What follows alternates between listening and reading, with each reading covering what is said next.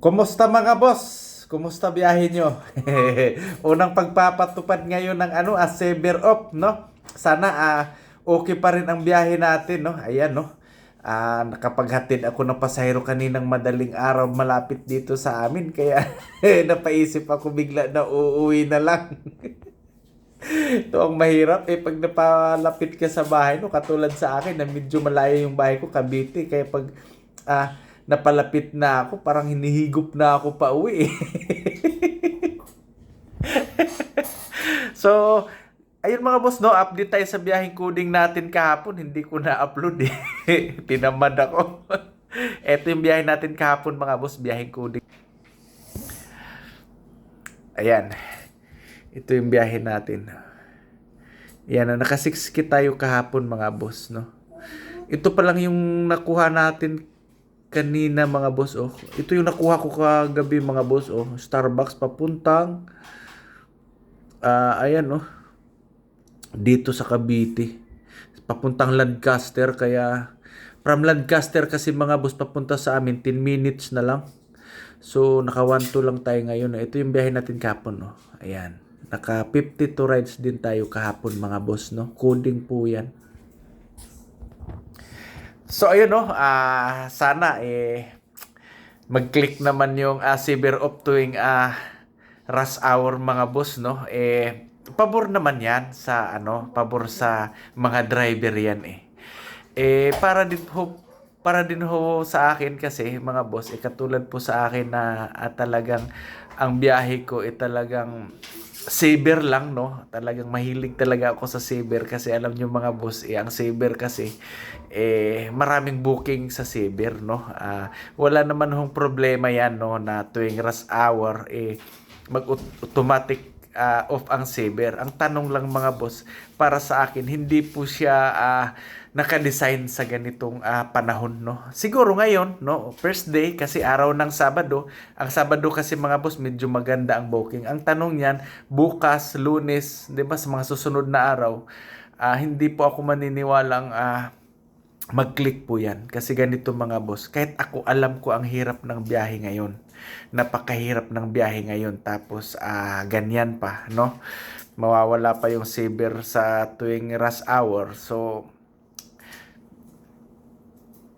katulad sa akin mga boss, medyo maapektuhan ako, no? Ito, marami na namang maiinis sa akin dito kasi bakit ayaw ko sa no, standard, bakit ayaw ko dun sa automatic off. Talagang ayaw ko diyan kasi unang-una alam ko pahirapan na nga ang biyahe mga boss. Wala na nga walang pasahero eh. Hindi nyo ba napapansin yan na si InDrive nga kung ano-ano na lang ang pakulo di ba? 1% kapag doon ka nag-pick up sa map. Matatawa ka, pero maawa ka rin. Parang si Grab, may turbo-turbo nga, pero ang tanong, may booking ba? Di ba? So, hindi tayo dapat mainis. Kasi yun nga yung sign dahilan nila na gagawin nila ang lahat. At yun nga mga boss, tayong mga driver, hindi naman tayo nakakaintindi. Di natin naintindihan yan kasi ang gusto natin, taasan ang pamasahe. Taasan. Yun lang naman alam natin Di natin inalam na pahirapan nga ngayon. Pahirapan ng booking. Kaya tingnan mo kung ano-ano na lang pakulo ginagawa ng mga TNBS kasi nga, wala mang booking Wala na, hindi na nga nagbubook halos yung mga tao. Taasan mo pa, wala na. Sino pang sasakay sa atin? Nandoon na sa jeep, nandoon na sa bus. Kaya napakahalaga mga boss na alam din natin. Kaya nga sinasabi ko lagi dito no, na pag maganda ang booking, samantalahin, hatawin. Noong December, sabi ko, dapat December, hataw tayo. Para pagdating sa January, February, hindi tayo iiyak. Ito na nga ang nangyayari. Kaya minsan mga boss, pakiramdaman natin yung panahon. Alamin natin yung buhay ng TNBS, di ba? Katulad ngayon, pahirapan. No.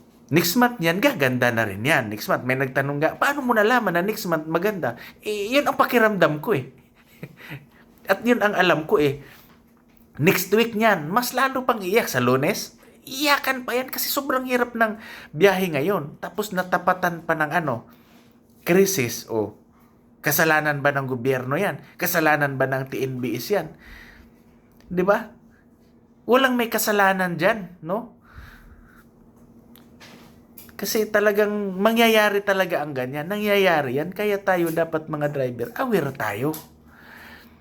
Huwag tayong pakampante, no? Kaya pag maganda ang booking, hatawin. Bis na uuwi ka, oras ng uwi mo, alas 7, alas 8 ng gabi, alas 10, o naramdaman mo pang magandang biyahe, isagad mo hanggang umaga. Kasi alam mo naman ang biyahe, lalo na pag ngayon, araw ng Sabado, maganda ang biyahe niyan hanggang madaling araw. Mawawala lang ang booking niyan. Bukas ng umaga, linggo, pagputok ng liwanag yan, mawawala ang booking niyan. Pagputok ng liwanag, tsaka ka uuwi, di paldo ka na, kahit babiyahe ka ulit ng hapon or gabi ng linggo. Ganun lang. Yung adjustment natin, mga boss, napakahalaga po niyan. Napakamahalaga po niyan bilang isang PNBS driver. Pag maganda ang biyahe, kaya minsan, ang mga pasahero, wala nang mabook kahit sa ang TNC kasi sa sobrang dami ng pasahero. Kaya yun yung samantalahin natin. Ngayon, mahirap. Kaya, pitix-pitix. Ganun lang naman yun. Yung adjustment manggagaling din sa atin. Dapat tayo ang mag-adjust sa biyahe. Hindi yung ang biyahe mag-a-adjust sa atin. Kasi kung yan ang gagawin natin palagi, walang mangyayari. Yung ginagawa nating uuwi tayo sa tamang oras, walang mangyayari dyan Dapat tayo ang mag-a-adjust sa biyahe. Pakiramdaman natin ang biyahe na maganda ang biyahe. Hatawin.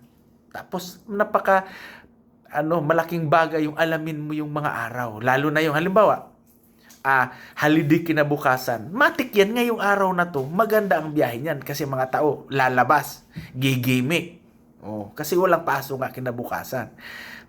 Kung alam mo yan, edi dapat hataw ka na ngayon. Huwag mong antayin yung holiday bukas kasi wala nang booking yan bukas. Ganun lang. Ganun lang naman kasimple. Pag sa mga buwan naman, December, bakasyon, yun yung mga malalakas. Kaya napaka-importante mga boss, yung talagang alamin natin na kung kailan tayo hahataw at saka hindi. Ako kasi, tinatiming ko yung mga araw buwan, tinatiming ko yan. Pagka maganda, alam ko maganda ang buwan, ay talagang hindi ko tutulugan yan. Pagdating sa tagtumal, hindi, pitix na lang. So, ganun lang kasimple mga boss. Ayun sa mga bumabiyahe pa ngayon araw ng Sabado, At kumusta naman si Hiber natin dyan? Babiyahe na rin ako pagka-after nitong rush hour. So, yun lang mga boss, God bless po sa ating lahat mga bossing.